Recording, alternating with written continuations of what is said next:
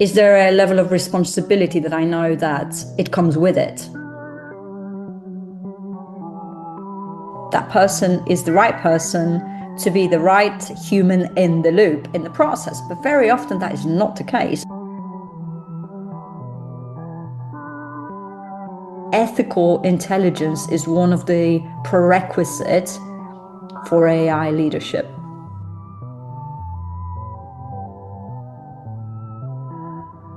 So seeing is no longer believing.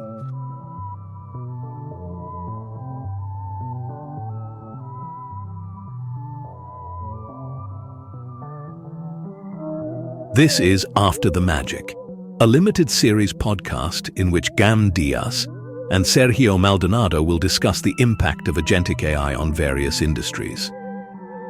Gam and Sergio have grown up professionally in a world in which Forrester Research, or Gartner, threw its famous Magic Quadrant, determined, as it by divine designation, the most impactful or advanced technology vendors. It occurred to them that the explosion of startups and competing technologies called for a very different approach to telling the signal from the noise. And it had to begin with two basic principles: unsponsored realism and extreme curiosity. At the same time, every analysis was to be mapped to human values and individual agency. And it is with that mission that they are now humbly bidding for a few minutes of your time. Please bear with us as we polish this over time, but we do hope that you find it valuable and, in a way, unique.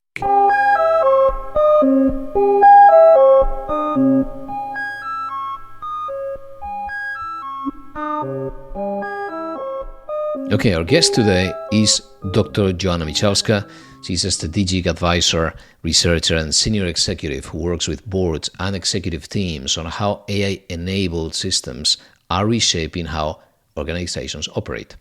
She is passionate about the science of decision-making in complexity and about helping leaders step up accountability as authority shifts into algorithms and infrastructures. She brings senior leadership experience from global financial services and holds a PhD in enterprise risk management, focusing on building real intervention capability so responsibility does not become symbolic in the rapidly accelerating reality of AI-driven organizations. Let's go for it.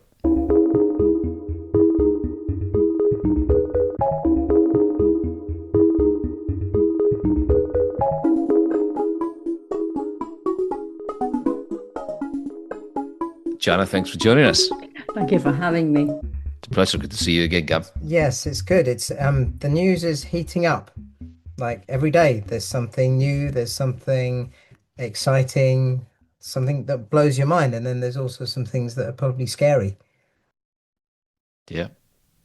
So, Joanna, to get started and sort of warm up, with so much change happening, what should humans invest in?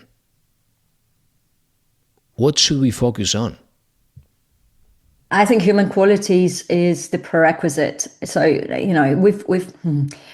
may be controversial here if I say that we as humans have been asleep for a long time, and very often we just focus on performing and rather than being present. And that also is reflected in the way our intelligence develops. And I'm not just talking about intellectual capacity. I'm talking about all levels of intelligence, and that would be ethical, cognitive, the way we think, the way what we believe, the quality of our minds that potentially is the foundation of what builds the technology. Because at the end of the day, the technology and the capability is just a mirror of our qualities. So in my belief system, and also experience, what I think is absolute necessary is for us to really take a step back and think about our where we as humans really need to, I wanted to say take a step up, but this is more of a quantum leap forward, and think about how aware do we actually need to be, and what qualities that only we as humans, we must harness, we must develop, we must understand, and we must evolve in order to be able to really to really use AI and technology in an extraordinary way that it can actually provide safety and safe scale. So, some of the things that for me are critical that we focus on, and things like we talked about awareness and seeing awareness and understanding awareness as a human and leadership capacity. It's not a personality trait, it is actual capacity. And that has to be practiced. Empathy is another one. That's really critical. I mean, machines cannot be empathic. They can mimic empathy. They can learn what empathy actually means, but they cannot be empathic.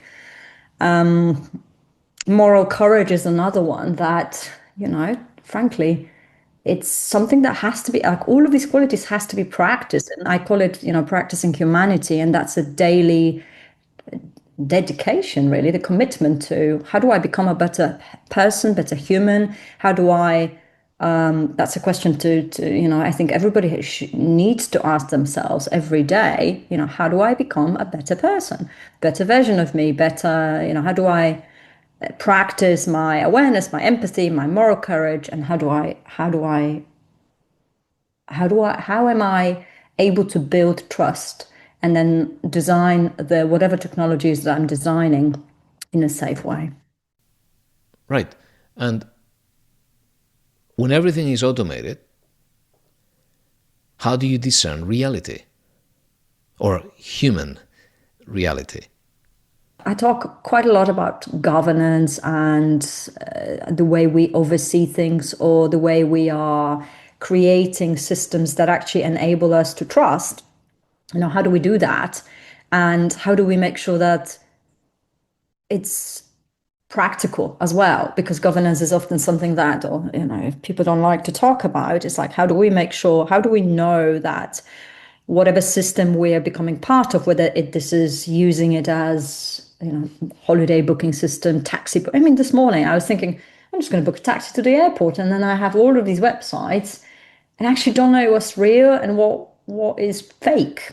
How do you know? And the reality is you don't. You don't until you pause, stop, and research and ask yourself a question. Can I trust it? And how can I trust it? And for me, it's, to trust itself is an interesting word and has multiple components. For example, what can I trust? What does a trust system look like? And moving from just a philosophical point to a structure point around, is it transparent? Can I understand what it does, what it do, what is it consist of?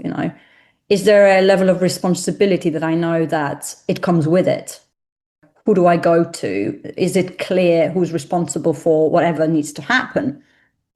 Is there a clear understanding that I could draw out of this, of what it does and what's the purpose and, what's the value of it?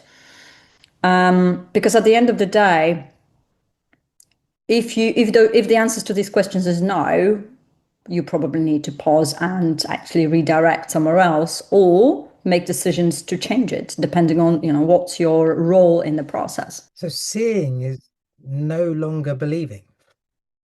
You were talking about, Joanna, agents being able to feign empathy, but not really having any. And one of the things, do you remember the movie Groundhog Day? Yeah. Phil Connors, I'm a god. I just don't die. And he does all sorts of nasty things that have no repercussions, no accountability. So agents don't die and they don't regret. And so they can just march on. There's that cartoon of the guy in the operating theatre. I thought we said we removed the left kidney, and the agent is saying, yes, you're right. And, you know, and I think the the human qualities are the things that make us fallible. The fact that we die, the fact that we regret, it gives us the right emotions. And AI doesn't carry those. And so how do we take the things that make us human and reinforce them? Because as we start to adopt a lot of AI, these things are going to be critical. We won't survive as a species if we don't. Mm. Yes, and it's quite interesting that you asked this question, because this is not the first time I've asked. I've heard people responsible for people. I want to say people responsible for responsible AI, but that's literally what I mean. They were asked the same question, and the answer was, well, the question was around human in the loop. It was one of the talks I've attended. And the whole debate was around, does human need to be in the loop? And if yes, for the agentic AI design, what does that look like? And it's not uncommon that I've heard the answer says, actually, no. Often human in the loop is actually a problem in that sense, because the human that is in the loop, unless they are accountable, unless they are courageous to question, unless they have common sense, critical thinking, and qualities that are not only human qualities, but I would say high level of human qualities. They are very aware. They are very knowledgeable. They also, they have all of these things we're talking about. They're conscious leaders, and the level of maturity is high. Then we can say, okay, that person is the right person to be the right human in the loop, in the process. But very often that is not the case. And the machine is considered to be much more, like you said, less fallible or less deficient, and will not make mistakes a human would. And I suppose my answer to that is I believe in humanity. And I also believe in productivity and efficiency. And so there is parts of the process where absolutely can be run very efficiently and in a very much more productive way by a machine. And yes, of course, we're going to see where percentages of many, many jobs will be completely not automated, probably is the right word, or just taken over by a machine, because it just makes sense. But there will be elements of where I believe the humans who take responsibility for their own growth and their own awareness, I suppose, the people who take responsibility for their own human agency to mature in the right way, they will have a place in the design of the much more trusting systems. Yeah, so more, but we're taking more of a backseat, right? So there's more as we enter these models that start checking on themselves. And we want people to be more involved, but we're more involved in, as you say, in the design. You will have people that are specialized in something that is very, very, that is something they understand very well, where they can really take responsibility because they understand it's within the constraints of what they understand, of what they know. And it wasn't the case before. No one was willing to take responsibility for things that were going beyond their control because they couldn't see where it was going to be applied. Sure, and the fact that you're now amplifying the speed, the velocity, and obviously at the same time the risk, you really must have a strong, what I would call a ethical stewardship model, especially when we're talking about high complexity, high moving, everything's super fast, AI enhanced environment. That's going to be very, very important. Otherwise, it would reflect all of the deficiencies, and at the end of the day, it as much as it can create really positive impact, it can also create quite a negative one. I know this week I read somewhere that, AI ethicists was going to be the hot job of the future. And apparently they're being laid off. Don't know where it's going. When we need it most, it feels like organizations are letting go. Is it because they're slowing progress down, or what's your take on this? I do believe that they can be seen as obstacle by within some environments. And to be honest, I think there's two schools of thoughts. There's people who really want to scale very fast, and I don't think that we do need governance. The governance is just part of there's no difference between risk management governance and AI and enhanced processes where risk is very, very different. I mean, to be honest, I attended lunch the other day. It was a financial services leaders, and some of them were asking questions like, well, do we really need AI risk function? Do we really need? And I was shocked by the fact that these are senior people who have been in industry for decades, but they're still in their mind, AI doesn't really pose the risk that it actually does. They don't see it as this can be a magnification of every single little thing that you've potentially had, a flaw in your system. This could really ultimately lead to a not only a complete demise of your strategic execution plan if you don't know, if you do not see where the risk actually is, because you may misclassify your systems. You don't even know how many AI systems you're actually running in the background. You don't know where your risks are. And at the top of it, you are also sitting in this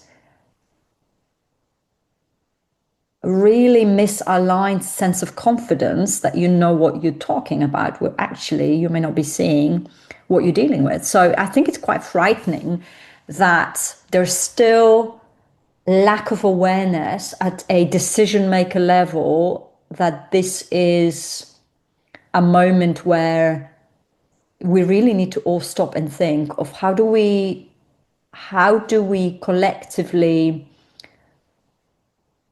put a human first, but not just a human, but conscious human first, to actually be able to steer the ship, and also develop a culture where ethical intelligence is one of the prerequisites for AI leadership. The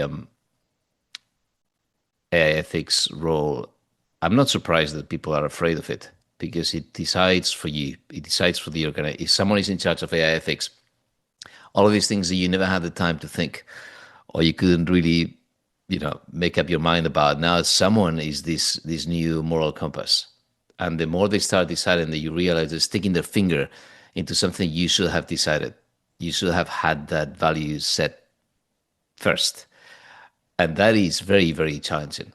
It's the fear, right? I mean, nobody likes to feel like they failed because they should have seen something. But again, I'll go back on this one and would say it's not just one person's responsibility, right? Ethical AI or AI ethicist, they do have a role to play, but everybody else has a role to play as well. And their I call it ethical intelligence, right? It's a development of a new tool that everybody needs to understand what it is and learn how to do it. But you're absolutely right. Everybody has fears, and within the workplace in particular, especially at the senior level, nobody wants to be told that they have missed something, because it's an it's most people associated with repercussion that are not positive, negative impact, right? Loss of image and all of the other things that are not very pleasant to deal with. So I do understand that this is not going to be an easy journey. I think the risks, I mean, if you think about risk industries, banking, insurance, financial risk is front and center. You can't get anything done until you've resolved the financial risk.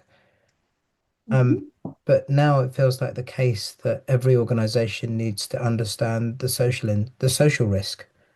But I don't know where that is going to be driven from, because it looks like legislative bodies in the US on the one hand, don't really regard it as a problem. It's an obstacle to progress. If you look at other types of regimes, you know, totalitarian regimes actually they use the AI to further their things. And so, in Europe, where we're kind of struggling here with this, because we want to act with awareness, yet we know it's slowing us down. And that seems to be a tension over here. Yeah. That's true. There is, but I suppose we don't know to what extent is that tension actually going to create an acceleration of competitive advantage down the line, because we haven't seen it. We don't know what's the consequences of a faster adoption without having the right system in place, and what even the right system looks like. And again, even the right system depends on the level of complexity. So I don't think we have a baseline or any type of index to know what's right and what's not. And therefore, even more important that the leaders, the people who are in a position of decision, they really need to balance that kind of ambition with accountability. That is critical, so that we actually can build trust. As I wanted to say, as fast as we build machines, but it's a question. So I'm building a horizons model. It's kind of the maturing of agentic commerce. Because at the moment, we've got some technology, it's quite far from being enterprise ready or safe. And I've got a set of dimensions, and those dimensions are the protocols ready? Is the infosec ready? Are the LLMs hallucinating? Are they stochastic or not? And I hadn't, and one of the things is inside of the organization, is your data ready, your processes ready? And one of the things I hadn't really thought through is your leadership ready for this? As we push down towards agentic AI that is more and more autonomous, how do the leaders need to evolve to be able to manage this? It's one of my favorite questions. How do the leadership needs to be ready for this? I think that, again, we're going to go back to, I really believe that agentic AI is not really a problem. A lot of people say, oh, agentic AI, autonomous decision making, that is, we're not ready, we're not going to be ready. This is, the state of the future. But the reality is, it's not a problem. It can change the way you run your organization, for sure. It depends on your level of appetite of how quickly you want to do that. Also, what kind of a culture as a leadership you currently have versus how do you need to transform your culture and people at the very center of it in order to be able to adapt agentic AI safely. And we need to shift as leaders, we need to shift from the control mindset into a conscious guidance mindset. That's really important. And I don't think that's very well practiced, and not from my experience anyway, because with control, there comes certainty or perception of certainty. However, the moment that you're going to start deploying agentic AI within your ecosystem, you potentially can lose a sense of what you perceived, a sense of control, and therefore a sense of safety, and therefore a sense of, I know my risk, I manage my risk well, my people doing their job, and now suddenly that's not the case anymore. So what do the leaders need to become more conscious of? I think actually the reality is shifting. And if you really do want to, as a leader, be as progressive, as innovative as you potentially could with the use of the right tools, then that comes with responsibility of training your people, training the leadership on AI literacy, what it means, not just technology, but actually the mindset shift and self-leadership, and defining that more of a, I don't like to call it a soft leadership, but it's much more transformative mindset transformation that's really important, not just at executive level, but actually across the organization. That creates a different, much more agile culture that is collaborative and able to participate in the transformation process. Also defines a new level of accountability and changes people's role and responsibility. That's a very different way of operating, where you're going from quite a procedural and process-driven roles potentially, and leaders are managing people within that type of organization, moving from that to actually your job will be taken over partially or progressively in the future by agentic. But this is the plan for your development, and creating an environment where people actually feel safe in participating in that process is absolutely critical. What percentage of leaders in current roles do you think will make the grade? Not a lot from my experience, but I'm hopeful.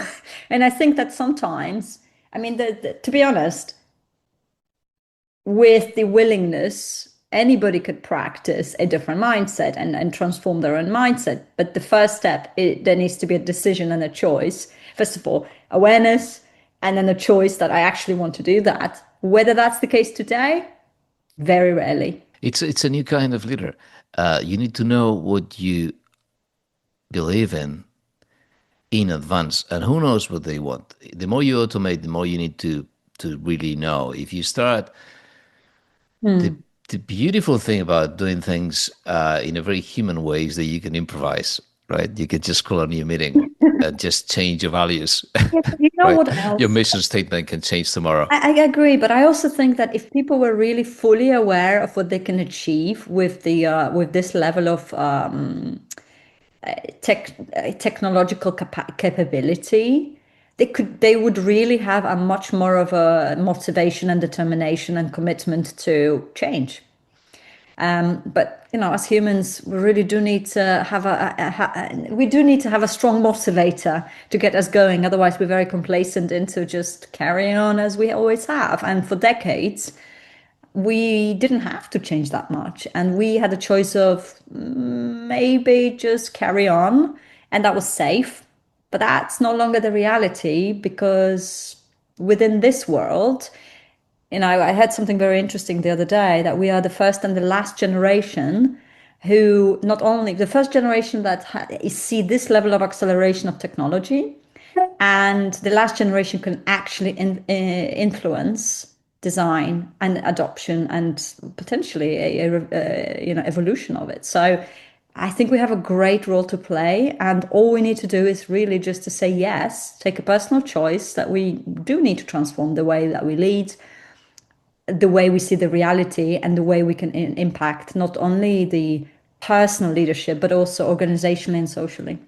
So, Jo, what's your wisdom that you can offer organizations in this tempest? I'd say there's a couple of different layers to consider, and these layers are still consistent with what we continue to discuss, which is, the human aspect of it, the system aspect. But now we're adding a accelerated speed to it. And I would say when we talk about the human ability to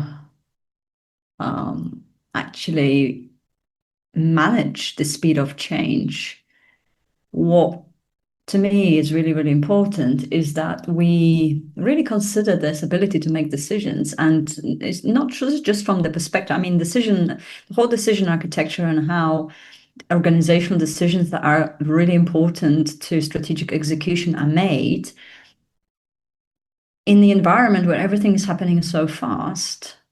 People who are actually accountable for making decisions, they lose clarity how these decisions that potentially have already been made by AI-enabled system, how have these decisions been made?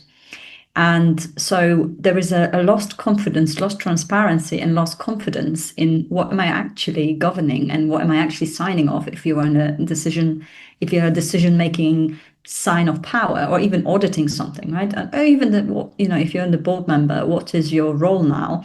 And how do you actually know that you're overseeing the right risks?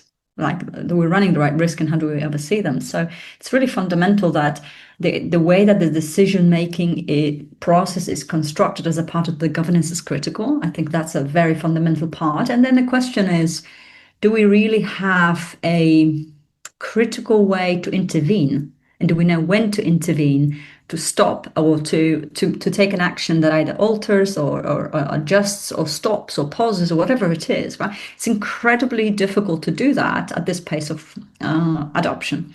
So there's a few choices. There's a growing gap between how quickly are things available and how safely can they be adopted. So the decision could be, I'm actually not comfortable with this level of risk, and therefore I will pause, regardless of what's happening psychologically within the organization, because we all know that there's a tremendous amount of pressure to move with the drift. But the courageous thing to do is to not do that and actually go, wow, if I don't understand the impact of the decision I'm making, therefore perhaps I should be stopping, and not feel fearful to go with the rest of the, with the hype. And second thing is actually understanding that there is a psychological impact of that decision, and that could potentially clash with some of the financial priorities. So there's a balance between the two. As individuals, as societies, and as businesses, we're going to break something. And it's quite dangerous, actually. If you don't stop, if you don't know, you actually don't know what kind of a risk are you potentially creating.